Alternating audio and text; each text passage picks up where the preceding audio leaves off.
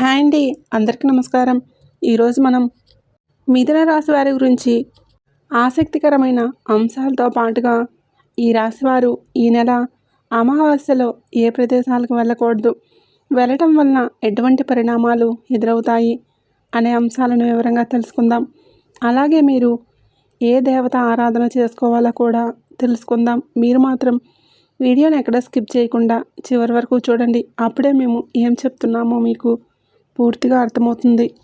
అలాగే వీడియో నచ్చినట్లయితే లైక్ చేసి మీ ఫ్రెండ్స్ అండ్ ఫ్యామిలీ మెంబర్స్కి షేర్ చేయండి.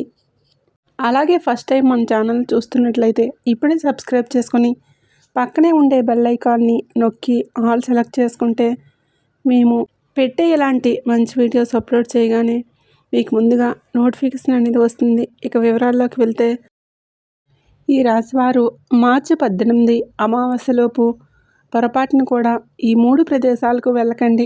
వెళ్తే మాత్రం మీకు పెను ప్రమాదం అనేది పొంచి ఉంది. తర్వాత మీరు ఎంత బాధపడినా కూడా ఉపయోగం అనేది ఉండదు.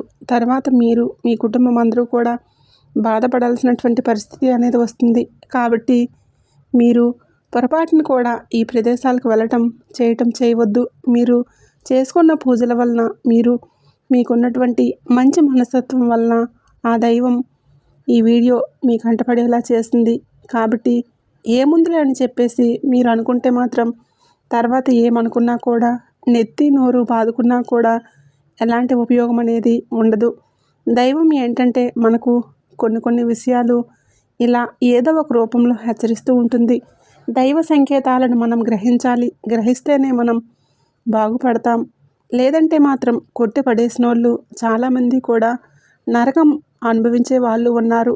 కాబట్టి మీ మంచి కోసమే చెప్తున్నాను. ఆ వివరాలు ఏంటో ఇప్పుడు మనం ఈ వీడియోలో వివరంగా తెలుసుకుందాం.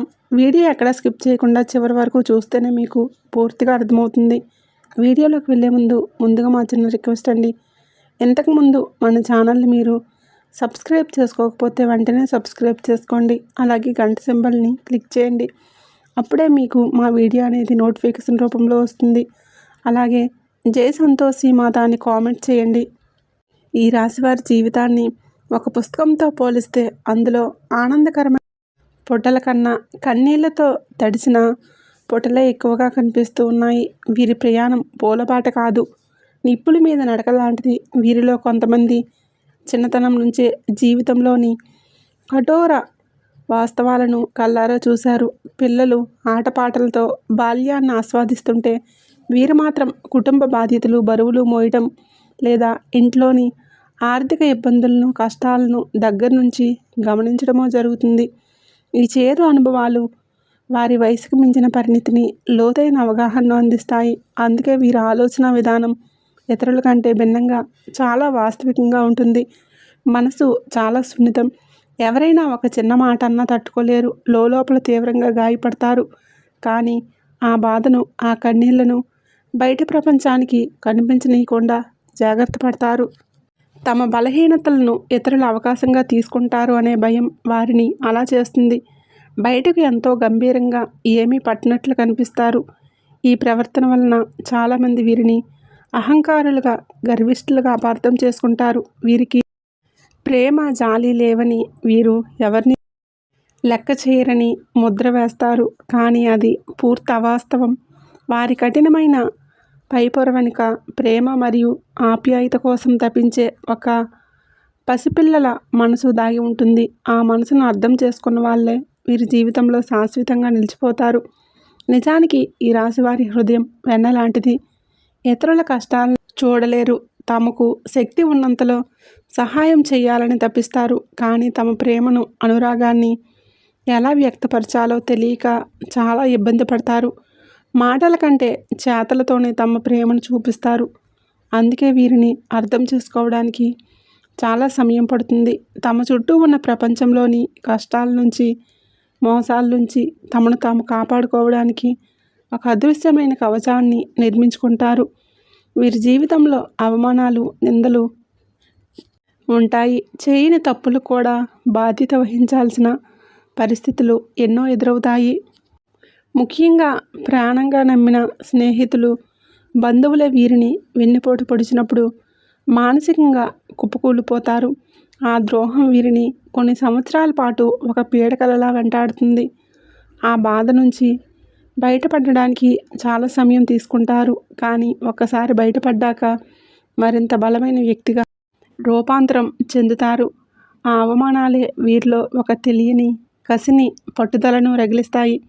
ఎవరైతే తనను అవమానించి తక్కువ చేసి మాట్లాడారో వారి కళ్ళ ముందే ఉన్నత స్థాయికి ఎదిగి చూపించాలని బలంగా సంకల్పించుకుంటారు.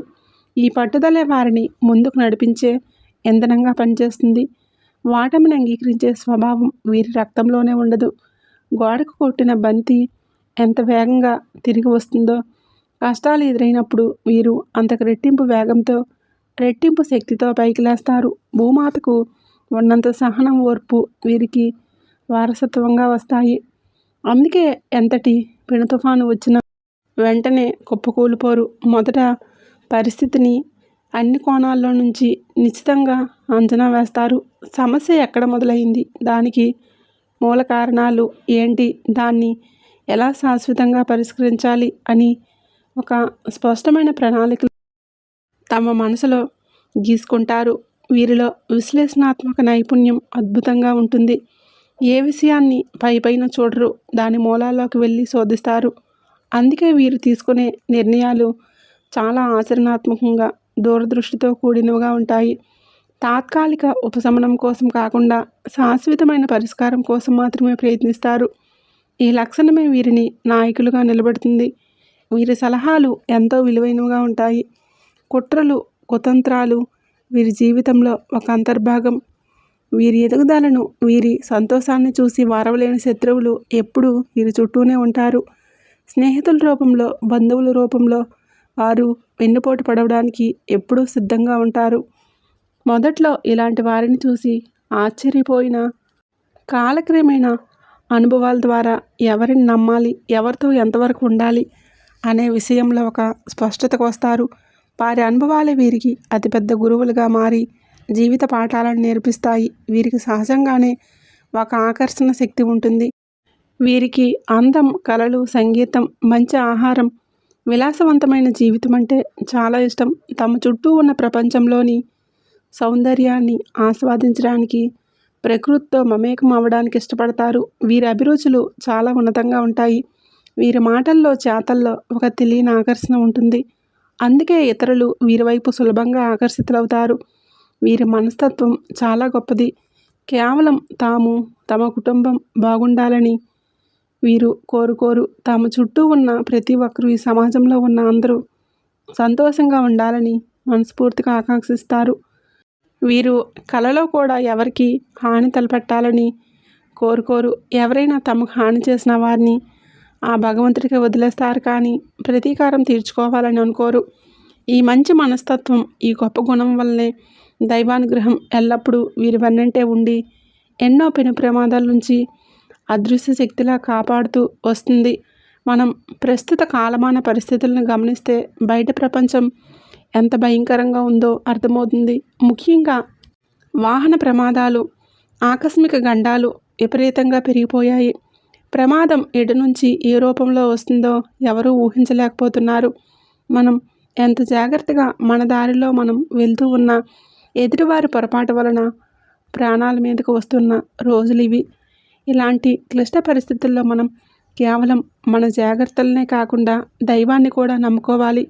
మీరు ఇంతకుముందు చేసుకున్న పుణ్యకార్యాలు, మీరు చేసిన దాన ధర్మాలు, అన్నిటికన్నా ముఖ్యంగా మీ స్వచ్ఛమైన మనసు కారణంగా ఆ దైవం కరుణించి ఈ హెచ్చరికను ఈ రూపంలో మీ కంటపడేలా చేసింది. ఇది యాదృచ్ఛికం కాదు, ఇది పూర్తిగా దైవ సంకల్పం. కాబట్టి ఇప్పుడు చెప్పబోయే ఈ విషయాలను అత్యంత శ్రద్ధగా ఆలకించి మీ జీవితంలోకి అన్వయించుకోండి. మీ ప్రయాణాలను, మీ నిర్ణయాలను ఈ సూచనల ఆధారంగా మార్చుకోండి. ఈ రాశి వారికి ప్రయాణాలు చేయటం అంటే ఎంతో ఇష్టం. నిరంతరం పని ఒత్తిడి, మానసిక ఆందోళన నుంచి ఉపశమనం పొందడానికి ప్రపంచంలోని కొత్త ప్రదేశాలను చూడాలని, కుటుంబంతో కలిసి సరదాగా గడపాలని ఎప్పుడూ అనుకుంటూ ఉంటారు. ఖాళీ సమయం దొరికితే చాలు పిల్లలను తీసుకొని పుణ్యక్షేత్రానికో, పర్యాటక ప్రాంతానికో వెళ్ళాలని తహతహలాడుతూ ఉంటారు. మనసుకు కాస్త తేలికను, కొత్త ఉత్సాహాన్ని ఇస్తుంది. అయితే మీ ప్రయాణాలపై మీకున్న ఇష్టాన్ని ఈ కొన్ని రోజులు పక్కన పెట్టక తప్పదు. ముఖ్యంగా ఈ రాశివారు ఈ మార్చి 18 అమావాస్యకు ముందు మీరు 3 రకాల ప్రదేశాలకు పొరపాటును కూడా వెళ్ళకూడదు. ఈ నియమాన్ని అతిక్రమిస్తే మీరు తీవ్రమైన ఇబ్బందులను ఎదుర్కోవడమే కాకుండా కొన్ని ప్రమాదకరమైన గండాలను కూడా ఎదుర్కోవలసి వస్తుంది. వీటి నుంచి బయటపడడానికి నేను కొన్ని సులువైన, శక్తివంతమైన పరిహారాలను కూడా చివర్లో వివరిస్తాను. వాటిని శ్రద్ధగా ఆచరించండి. ఇక మీరు వెళ్ళకూడని ప్రదేశాల విషయానికి వస్తే, మొట్టమొదటిది మీకు ఏమాత్రం పరిచయం లేని, పూర్తిగా తెలియని ప్రాంతాలకు ప్రయాణాలు చేయవద్దు. మనలో చాలామందికి కొత్త విషయాలు నేర్చుకోవాలి అనే ఆసక్తి, కొత్త ప్రదేశాలు చూడాలనే కుతూహలం ఉంటాయి. ఇప్పుడు చూడకపోతే ఇంకెప్పుడు చూస్తాము అనే ఆలోచనలతో ఎవరో చెప్పారని లేదా అంతర్జాలాల్లో చూశామని తెలియని ప్రాంతాలకు, అపరిచిత ప్రదేశాలకు వెళ్ళడానికి ప్రణాళికలు వేసుకుంటూ ఉంటారు. అలాంటి ప్రణాళికలు ఏమైనా ఉంటే దయచేసి వాటిని వెంటనే రద్దు చేసుకోండి. పలానా చోట బాగుంటుంది, అక్కడికి వెళ్తే కుటుంబం సంతోషిస్తుంది, మనసు ప్రశాంతంగా ఉంటుందని మీరు అనుకోవచ్చు. కానీ ప్రస్తుత గ్రహ సంచారం ప్రకారం అటువంటి ప్రయాణాలు మీకు తీవ్రమైన హానిని కలిగించే అవకాశం ఉంది. కొత్త విషయాలు నేర్చుకోవడం సంగతి అటుంచి మీరు ఊహించని చిక్కుల్లో పడే ప్రమాదం ఉంటుంది. కాబట్టి తెలియని ప్రాంతాలకు, ముఖ్యంగా ఒంటరిగా ప్రయాణించడం మానుకోండి. ఒకవేళ ఆ ప్రాంతంలో మీకు బాగా దగ్గర బంధువులు లేదా నమ్మకమైన స్నేహితులు ఉండి వారి సంరక్షణలో మీరు ఉండగలిగితే అప్పుడు అత్యంత అవసరం ఉంటే మాత్రమే ఆలోచించవచ్చు. అంతేకాని అక్కడికి వెళ్ళాక కొత్త పరిచయాలు చేసుకుందాంలే, నలుగురితో కలిస్తేనే కదా లోకం తెలిసేది అని సాహసాలు చేయొద్దు. ఎందుకంటే ఈ రోజుల్లో మనుషులు కనిపించినంత మంచివారు కాదు. మోసాలు, దగలు విపరీతంగా పెరిగిపోయాయి. బయటికి వెళ్ళిన మనిషి క్షేమంగా ఇంటికి తిరిగి వస్తాడనే నమ్మకం లేని రోజులివి. అంతేకాకుండా కుటుంబం మొత్తం కలిసి ఒకేసారి ప్రయాణాలు చేయటం ఈ సమయంలో అస్సలు శ్రేయస్కరం కాదు. ఇంట్లో కనీసం ఒకరిద్దరైనా ఉండేలా చూసుకోండి. ఉదాహరణకు, 4 సభ్యులు ఉన్న కుటుంబంలో 2 బయటికి వెళ్తే మిగతా 2 ఇంట్లోనే ఉండటం మంచిది. ఇది ఒక ముఖ్యమైన జాగ్రత్త. తెలియని ప్రాంతాలకు వెళ్తే అక్కడ వాతావరణం, అక్కడ శక్తులు మీకు పడకపోవచ్చు. దానివలన అనారోగ్య సమస్యలు లేదా ఇతర చిక్కులు తలెత్తవచ్చు. కాబట్టి ఈ మొదటి నియమాన్ని ఖచ్చితంగా పాటించండి. ఇక మీరు వెళ్ళకూడని రెండవ ప్రదేశం మీకు గౌరవం, విలువ లేని చోటు. మనల్ని చూడగానే ఎవరి ముఖంలో అయితే ఆనందం కనిపించదో, మన రాకను ఎవరైతే మనస్ఫూర్తిగా ఆహ్వానించరో అలాంటి ప్రదేశాలకు, అలాంటి వారి ఇళ్లకు ఈ సమయంలో అసలు వెళ్ళవద్దు. ముఖ్యంగా బంధువుల ఇళ్లల్లో జరిగే శుభకార్యాలు, ఫంక్షన్ల విషయంలో ఈ జాగ్రత్త చాలా అవసరం. కొంతమంది బంధువులు కావాలనే మిమ్మల్ని పిలిచి నలుగురిలో అవమానించాలని చూస్తూ ఉంటారు. మీ ఎదుగుదలను, మీ సంతోషాన్ని చూసి వారవలేని తనం వారిలో ఉంటుంది. మీ మాట, మీ ప్రవర్తన, మీ మంచి మనస్తత్వం వారికి కంటగింపుగా ఉంటాయి. ఈ రోజుల్లో మంచివారిని అమాయకులుగా, పిచ్చివాళ్ళుగా చూసే సమాజంలో మనం ఉన్నాము. అలాంటి వారు మిమ్మల్ని పిలిచి మాటలతో, చేతలతో మీ మనసును గాయపరచాలని ప్రయత్నిస్తారు. పలానా వారి ఇంటికి వెళ్తే మనకు అవమానం తప్పదు అని మీ అంతరాత్మకు ముందే తెలుస్తుంది. అలాంటి చోటికి అసలు వెళ్ళకండి. ఒకవేళ కర్మకాలి వెళ్ళాలి అనిపిస్తే అక్కడ వారు మిమ్మల్ని ఏదో ఒక రకంగా అవమానించి తీరుతారు. మీరు ఎంత మౌనంగా, గౌరవంగా ఉన్నా వారు మిమ్మల్ని రెచ్చగొట్టేలా మాట్లాడడం, మీ ఆత్మగౌరవాన్ని దెబ్బతీసేలా ప్రవర్తించడం చేస్తారు. దీనివలన ప్రశాంతంగా ఉన్న మీ మనసు గందరగోళంగా మారిపోతుంది. ఆ మానసిక ఒత్తిడి, ఆవేదనతో ఇంటికి తిరిగి వచ్చి ఆ కోపాన్ని, ఆ ఫ్రస్ట్రేషన్ కుటుంబ సభ్యుల మీద, ముఖ్యంగా భార్య పిల్లల మీద చూపిస్తారు. దీనివలన ఇంట్లో అనవసరంగా గొడవలు, అశాంతి నెలకొంటాయి. బయట ఎవరో చేసిన తప్పులకు ఇంట్లో వాళ్ళు శిక్ష అనుభవించాల్సి వస్తుంది. కాబట్టి మనకు విలువలేని చోటుకి, మనల్ని గౌరవించిన మనుషుల దగ్గరికి వెళ్ళటం వలన మన మానసిక ప్రశాంతతను మనమే చేతులారా నాశనం చేసుకున్న వాళ్ళం అవుతాము. ఎంతటి బంధువులైనా సరే మన ఆత్మగౌరవం కన్నా ఏది ఎక్కువ కాదు. అలాంటి వారికి దూరంగా ఉండటమే ఉత్తమం. ఈ మార్చి 18 అమావాస్యలోపు ఇది ఖచ్చితంగా పాటించండి. ఇక మీరు వెళ్ళకూడని మూడవ అత్యంత ముఖ్యమైన ప్రదేశం, మీరు నివసిస్తున్న ఊరి యొక్క సరిహద్దు దాటి వెళ్ళటం. అంటే మీరు ఒక గ్రామంలో, పట్టణంలో లేదా నగరంలో నివసిస్తుంటే ఆ ప్రదేశం యొక్క సరిహద్దులు దాటి ఇతర ప్రాంతాలకు ప్రయాణం చేయవద్దు. ముఖ్యంగా రాష్ట్రం విడిచి లేదా దేశం విడిచి వెళ్ళే ప్రయాణాలు ఏవైనా ఉంటే వాటిని తక్షణమే వాయిదా వేసుకోండి. ఈ సమయంలో దూర ప్రయాణాలు మీకు అసలు కలిసి రావు. ప్రమాదం పొంచి ఉందని గ్రహ సంచారం స్పష్టంగా సూచిస్తుంది. కొన్నిసార్లు అత్యవసరమైన పని తప్పనిసరిగా వెళ్లాల్సిన పరిస్థితి అని మనకు అనిపించవచ్చు. వెళ్ళకూడదని మీ మనసు లోపల నుంచి హెచ్చరిస్తున్నా, ఇప్పుడు వెళ్ళకపోతే జీవితంలో ఒక పెద్ద అవకాశం కోల్పోతాము అనే భ్రమలో పరిస్థితులు కల్పిస్తాయి. ఉద్యోగానికి సంబంధించిన ఇంటర్వ్యూస్ కావచ్చు, ఒక ముఖ్యమైన వ్యాపార ఒప్పందం కావచ్చు, లేదా మరేదైనా కావచ్చు. సరిగా ఇలాంటి పరిస్థితుల్లోనే ప్రయాణాలు చేసినప్పుడే చాలామంది ఊహించని ప్రమాదాల బారిన పడ్డారు. వారి కుటుంబ సభ్యులు తీవ్రంగా నష్టపోయారు. కాబట్టి ఎంతటి అత్యవసరమైన పనైనా, ఎంత పెద్ద అవకాశమైనా ఈ మార్చి 18 అమావాస్య దాటే వరకు వేచి చూడటం ఉత్తమం. మీరున్న చోట నుంచే ఆ సమస్యను పరిష్కరించుకోవడానికి ప్రయత్నించండి, లేదా ఆ పనిని వాయిదా వేయమని కోరండి. మీ ప్రాణం కన్నా, మీ కుటుంబం యొక్క భద్రత కన్నా ఏది ముఖ్యం కాదు. ఈ కొన్ని రోజులు ఓపిక పడితే రాబోయే కాలం మీకు మరింత అనుకూలంగా ఉంటుంది. ఒకవేళ ఎట్టి పరిస్థితుల్లోనూ వెళ్ళక తప్పదు, ఇది జీవన మరణ సమస్య అనేంత తీవ్రమైన పరిస్థితి ఉంటే అప్పుడు మీ అంతటా మీరు సొంత నిర్ణయం తీసుకోవద్దు. వెంటనే మీకు తెలిసిన నమ్మకమైన సిద్ధాంతిని లేదా జ్యోతిష పండితులను సంప్రదించండి. మీ జాతక చక్రాన్ని వారికి చూపించి మీ ప్రయాణానికి సంబంధించిన దోషాలు ఏవైనా ఉన్నాయేమో పరిశీలించమని కోరండి. వారు సూచించిన దోష నివారణ పూజలు, శాంతులు చేయించుకున్న తర్వాతే ప్రయాణానికి సిద్ధమవ్వండి. ఇలా చేయటం వలన గ్రహాల యొక్క ప్రతికూల ప్రభావాన్ని కొంతవరకు తగ్గించుకొని ఒక రక్షణ కవచాన్ని ఏర్పాటు చేసుకున్న వారవుతారు. అంతేగాని నేనే గొప్ప, నాకే అన్ని తెలుసు అనే అహంకారంతో సొంత నిర్ణయాలు తీసుకొని ప్రమాదాలను కొని తెచ్చుకోవద్దు. ఈ హెచ్చరికను తేలిగ్గా తీసుకోకండి. ఇవన్నీ మీ మంచి కోసం. ఏ మాట కూడా ఊరికే రాదు. దాని వెనుక ఒక దైవికమైన కారణం ఉంటుంది. ఏదో ఒక శక్తి ఎవరో ఒకరి నోటి ద్వారా మనకు కావలసిన సందేశాన్ని పంపిస్తూ ఉంటుంది. దాన్ని గ్రహించి అనుసరించిన వారు బాగుపడతారు. ఏముందులే అని కొట్టుపారేసిన వారు తర్వాత తీవ్రమైన పరిణామాలను ఎదుర్కొని ఎంత బాధపడినా ప్రయోజనం ఉండదు. కాబట్టి ఈ మార్చి 18 అమావాస్యలోపు మనం చెప్పుకున్న ఈ 3 ప్రదేశాలకు, అంటే అపరిచిత ప్రాంతాలకు, మీకు విలువ ఇవ్వని చోటికి, మీ ఊరి సరిహద్దు దాటి దూర ప్రాంతాలకు వెళ్ళవద్దు. ప్రస్తుత రోజులు ఏమాత్రం బాగోలేవు. ప్రతి అడుగులోనూ జాగ్రత్త అవసరం. దగ్గర ప్రదేశాలకు వెళ్లాల్సి వచ్చినా అత్యవసరమైతే తప్ప ప్రయాణాలు పెట్టుకోవద్దు. ముఖ్యంగా రాత్రి సమయ ప్రయాణాలకు పూర్తిగా దూరంగా ఉండండి. మీ మానసిక, శారీరక ఆరోగ్యం పట్ల కూడా శ్రద్ధ వహించండి. సరైన నిద్ర లేకపోవడం, పని ఒత్తిడి, కుటుంబ సమస్యలు వంటివి మీ ఏకాగ్రతను దెబ్బతీస్తాయి. ఇలాంటి సమయంలోనే ప్రమాదాలు ఎక్కువగా జరుగుతాయి. మనం తినే ఆహారం, మన జీవనశైలి మన ఆలోచనల మీద తీవ్రమైన ప్రభావాన్ని చూపిస్తాయి.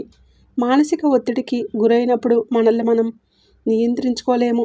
తెలియకుండానే వేగంగా వాహనాలు నడపడం, అజాగ్రత్తగా ఉండటం వంటి పొరపాట్లు చేస్తాము. కాబట్టి మొట్టమొదటిగా కంటి నిండా ప్రశాంతంగా నిద్రపోండి. భగవంతుడు మన తలరాతలో ఏది రాసి పెట్టాడో అదే జరుగుతుంది. కానీ మన వంతు ప్రయత్నంగా మనం అన్ని జాగ్రత్తలు తీసుకోవాలి. ప్రతిరోజు ఉదయం కాసేపు ధ్యానం చేసుకోండి. ఇది మీ మనసును ప్రశాంతంగా, నిలకడగా ఉంచుతుంది. ఈ రాశివారి ప్రతిరోజు లేదా కనీసం శుక్ర, మంగళవారాల్లో శ్రీ సూక్తం, కనకధార స్తోత్రం వంటివి పఠించడం వలన మీ ఆర్థిక ఇబ్బందులు తొలగిపోయి ఐశ్వర్యం సిద్ధిస్తుంది.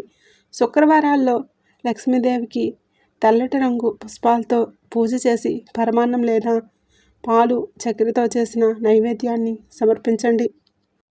ఇది మీ జాతకంలో ఉండే గ్రహాలను బలపరుస్తుంది. తద్వారా మీకు సుఖ సంతోషాలు, భోగభాగ్యాలు కలుగుతాయి. గోసేవ చేయటం కూడా మీకు అదృష్టాన్ని తెచ్చిపెడుతుంది. గోమాతలో 3 దేవతలు కొలువై ఉంటారని శాస్త్రాలు చెప్తూ ఉన్నాయి. ప్రతిరోజు లేదా మీకు వీలైనప్పుడు గోమాతకు పచ్చగడ్డిని, అరటి పండ్లను లేదా నానబెట్టిన పెసలు, ఉలవలు వంటి వాటిని ఆహారంగా అందించండి.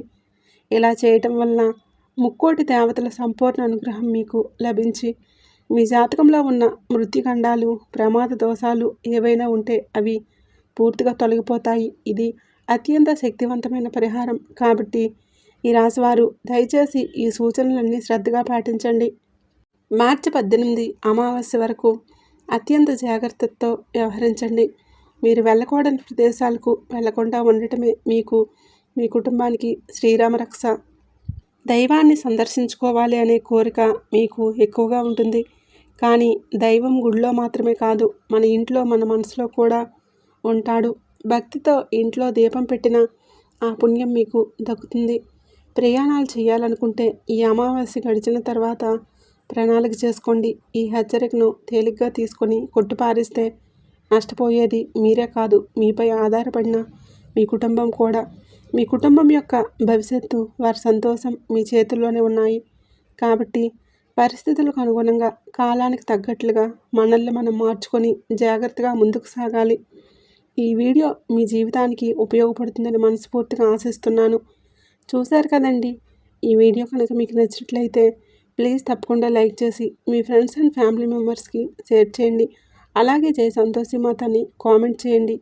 అలాగే మరిన్ని కొత్త వీడియోలు వెంటనే మీకు చేరాలంటే మన ఛానల్ని సబ్స్క్రైబ్ చేసుకొని పక్కనే ఉండేటటువంటి బెల్ ఐకాన్ని ప్రెస్ చేయండి.